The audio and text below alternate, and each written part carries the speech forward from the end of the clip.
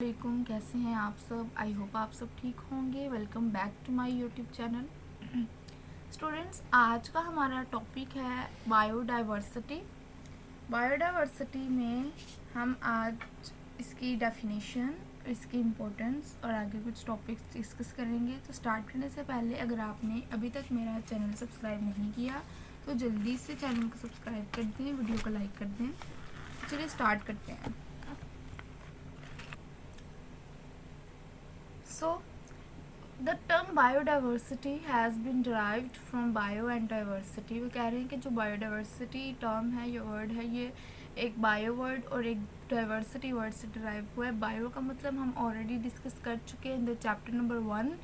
bio means life and diversity means diversity का मतलब होता है यहाँ variety of species, variety of species among the species। okay? अब बायोडाइवर्सिटी जो होती है, इसकी डेफिनेशन यहाँ पर दी गई है आपको कि biodiversity is the measure of variety of organism के है। ऑर्गेनिज्म की जो भी वैरायटी है उसकी मेजर करने को हम इकोसिस्टम, डिफरेंट इकोसिस्टम के अंदर उसको हम बोलते हैं बायोडाइवर्सिटी। अब वो कह रहे हैं कि प्लांट्स की डाइवर्सिटी को फ्लोरा बोलते हैं, एनिमल्स की डाइवर्सिटी को फाना बोलते हैं। इन a reason depend on climate, उसकी क्लाइमेट पे डिपेंड करता है, उसके अल्टीट्यूड पे डिपेंड करता है, सॉइल पे डिपेंड करता है और द अदर स्पीशीज़ की प्रेजेंस पे डिपेंड करता है। ठीक है। बायोडाइवर्सिटी कह रहे हैं डिस्ट्रीब्यूटेड है इवनली ऑन अर्थ, के ये इवनली अर्थ पर डिस्ट्रीब्यूटेड नहीं है। ठीक है। It is richest in the tropics, tropics के अंदर ये बहुत ज़्यादा है। Temperate zone also have many species while there are fewer species in the polar region। जो ठंडे इलाके होते हैं ना, वहाँ पे बहुत कम स्पीशीज़ होती हैं। आपने मोस्टली सुना होगा पांडास वगैरह और पेंगुइन वगैरह आपको मिलेंगे इन द पोलर रीजन, लेकिन इनके अलावा आपको बहुत कम स्पीशीज़ है। बियर, पांडा और ये जो है ना, इनके अलावा आपको नहीं मिलेंगी, बहुत कम है जो इसमें मिलती हैं। ठीक है। वो कह रही है कि बहुत सी कम स्पीशीज़ है जो पोलर जोन में होती है। ठीक है। Biodiversity found on earth today is result of 4 billion year of evolution के, जो 4 बिलियन ईयर ऑफ रेवोल्यूशन है उसके रिजल्ट के नतीजा, यानी उसी का रिजल्ट है ये आज बायोडाइवर्सिटी जितनी भी अर्थ के ऊपर है। The origin of life is not well known to science through limited evidence suggested that until 600 million year ago a life consisted on bacteria and similar unicellular organism. कहना क्या चाह रहे हैं, देखिए बेटे, एक बात आप लोगों ने हमेशा याद रखनी है साइंस पढ़ने से पहले कि अपना ईमान स्ट्रॉन्ग रखना है आपने। ठीक है।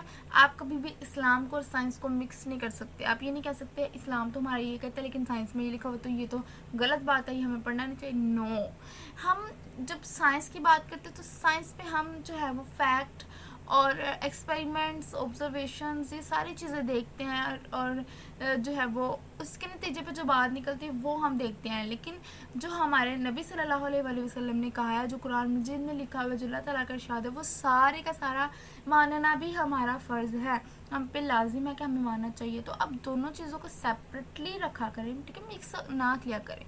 साइंस क्या कहती है, साइंस कहती है कि जो लाइफ है ना 600 मिलियन ईयर पहले लाइफ सिर्फ और सिर्फ एक बैक्टीरिया पर कंसिस्ट करती थी और कुछ यूनिसेलुलर ऑर्गेनिज्म थे, वही मिलते गए, उनमें एवोल्यूशन होती गई और डिफरेंट ऑर्गेनिजम्स बनते गए। ओके। फिर इसके बाद इसकी इंपॉर्टेंस क्या आती है बायोडाइवर्सिटी की, तो कह रहे बायोडाइवर्सिटी जो है वो ह्यूमंस को फूड प्रोवाइड करती है। एक सिग्निफिकेंट प्रोपोर्शन ड्रग्स की वो इनमें से ड्राइव होते हैं, या तो डायरेक्टली ड्राइव होते हैं या इनडायरेक्टली, इनमें से ड्राइव होते हैं इन्हीं बायोडाइवर्सिटी की फ्लोरा फैमिली से। ठीक है। कुछ फौना फैमिली से भी, यानी एनिमल से भी हम ड्रग्स निकालते हैं। ठीक है। अगर आपको पता हो तो हम जो है वो स्नेक के जो भी पॉइजन होता है उसको भी एज आ मेडिसिन, ड्रग मेडिसिन यूज़ करते हैं। ठीक है। बहुत कम रेंज में, लेकिन वो बहुत महंगी होती हैं। Okay. Fibre dyes, resin, gums, adhesive, rubber and oil are drive directly from plant के, हम प्लांट से डायरेक्टली निकालते हैं। ओके। फिर इसके बाद है नेक्स्ट,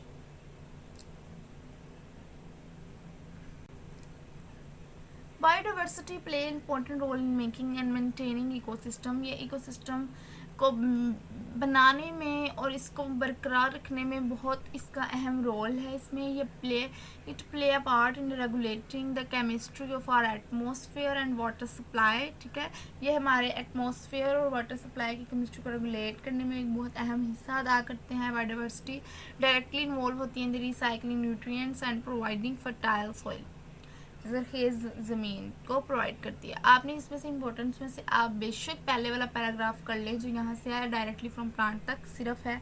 अगर आपको ये आता भी शॉर्ट क्वेश्चन में आप इतना भी लिख देंगे ना कि ये ह्यूमंस जो है वो फूड प्रोवाइड करता है, उसके बाद जो रेजन गम डाइज ये सारे लिख देंगे, ये भी इनफ होगा। ओके, उसके बाद नेक्स्ट स्लाइड पे चलते हैं, जिस देखते हैं क्या लिखा हुआ है। फिर इसके बाद इसकी classification and aims and principles आ जाती हैं। वो कह रहे हैं कि there is a large collection of very dissimilar forms of organism, कि वो मिलती जुलती नहीं है, बहुत अलग अलग फॉर्म्स है हमारे पास ऑर्गेनिजम्स की जो अर्थ में पाई जाती है। तो कह रहे हैं over 1.5 million type of animals and over 0.5 type of plants are known to biologist and these are only a small percentage of the total type estimate to the live. नहीं, बहुत छोटी परसेंटेज हमें मालूम है। The range is complexity from small and simple bacteria to large and complex human beings। तो वो कह रहे हैं छोटे से छोटे बैक्टीरिया से लेकर बड़े से बड़े कॉम्प्लेक्स ह्यूमन बींग तक जाती हैं। सम ऑफ देम लिव इन सी, कुछ उनमें से सी में रहते हैं। सम ऑफ देम लैंड पर रहते हैं, कुछ चलते हैं, कुछ उड़ते हैं, स्टिल कुछ स्टेशनरी हैं जैसे प्लांट्स हो गए। कहते each has is own way of life, के हर एक की अपनी ज़िंदगी गुजारने का तरीका है। गेटिंग फूड, व कुछ फूड जो है वो बनाते हैं, कुछ लेते हैं, कुछ अनफेवरेबल एनवायरनमेंट कंडीशन को अवॉइड करते हैं। प्लेस फाइंडिंग, कुछ रहने के लिए जगह तलाश करते हैं, कुछ रिप्रोड्यूस करते हैं अपनी काइंड्स को। ठीक है, when there is so many diverse kind of organism it become difficult to learn about that.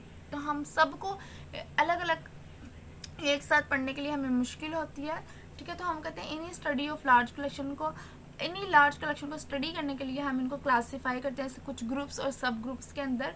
ठीक है, तो इनको हम जो है तो ये रिक्वायर्ड होते हैं, हमें बायोलॉजिस्ट इनको क्लासीफाई करते हैं अपने तरीके से इनटू ग्रुप्स एंड सब ग्रुप्स। ओके, फिर इनकी एम्स और क्लासिफिकेशन पे चलते हैं। तो एम्स और क्लासिफिकेशन में आता है कि ब्रांच ऑफ बायोलॉजी जो डील करती है क्लासिफिकेशन में, उसको हम टेक्सोनॉमी बोलते हैं। एंड ब्रांच जो डील करती है क्लासिफिकेशन और उनकी एवोल्यूशनरी हिस्ट्री के ट्रेसेस को भी डील करती है, उसको हम सिस्टमैटिक बोलते हैं। ओके, तो दो main aims in these branches के वो क्या है कि हम पहला तो इनकी डिटरमाइन करते हैं सिमिलैरिटीज़ और डिफरेंस इन्हीं ऑर्गेनिज्म के दरमियान जितनी भी सिमिलैरिटीज़ और डिफरेंस है, ताकि हम इनको इजीली स्टडी कर सकें। और दूसरा हम इनकी एवोल्यूशनरी रिलेशनशिप ढूंढते हैं ऑर्गेनिज्म के आपस में कि क्या एवोल्यूशनरी रिलेशनशिप है। ठीक है, ये था जी आज का हमारा चैप्टर अबाउट क्लासिफिकेशन। ओके, इंशाल्लाह हमारा नेक्स्ट टॉपिक में हम ये सारे आगे वाले कवर करेंगे। तो तब तक के लिए अल्लाह हाफिज़।